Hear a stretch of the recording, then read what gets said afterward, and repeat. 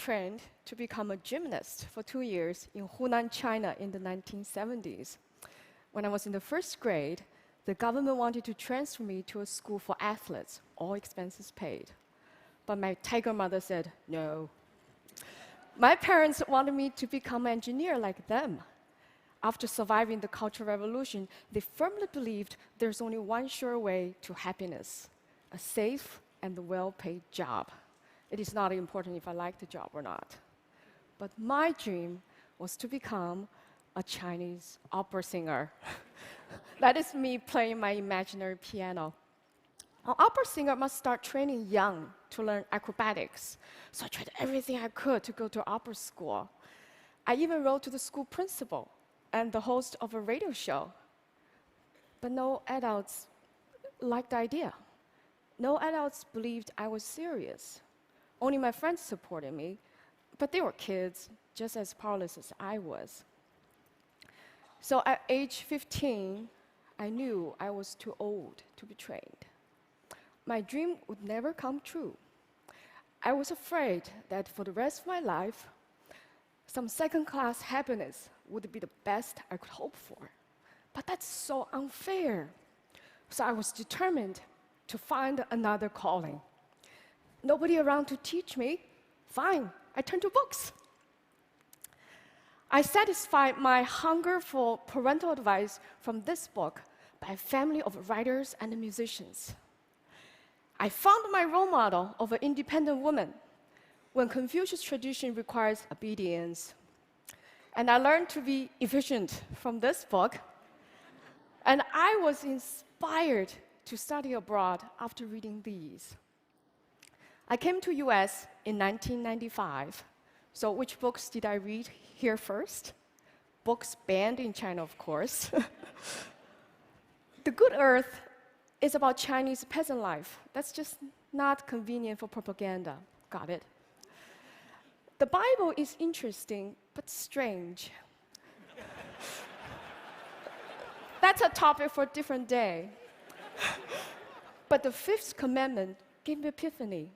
You shall honor your father and the mother. Honor, I said, that's so different and better than obey. So it becomes my tool to climb out of this Confucius guilt trap and to restart my relationship with my parents. Encountering a new culture also started my habit of comparative reading. It offers many insights. For example, I found this map out of place at first because this is what Chinese students grew up with. It had never occurred to me, China doesn't have to be at the center of the world. A map actually carries somebody's view. Comparative reading actually is nothing new. It's a standard practice in the academic world.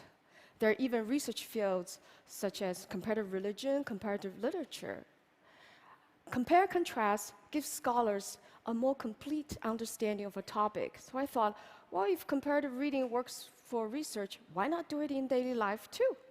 So I started reading books in pairs. So they can be about people who are involved in the same event or friends with shared experiences. I also compare the same stories in different genres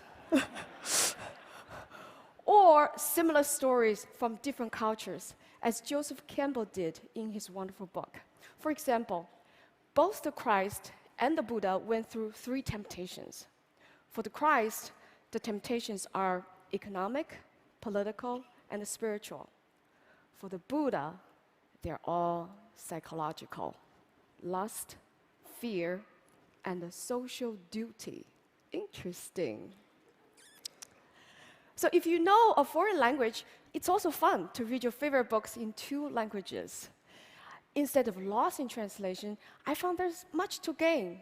For example, it's through translation that I realized happiness in Chinese literally means fast joy.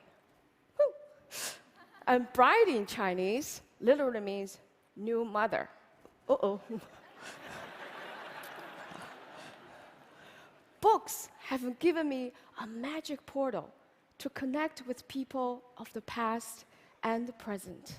I know I shall never feel lonely or powerless again. Having a dream shattered really is nothing compared to what many others have suffered. I have come to believe that coming true is not the only purpose of a dream.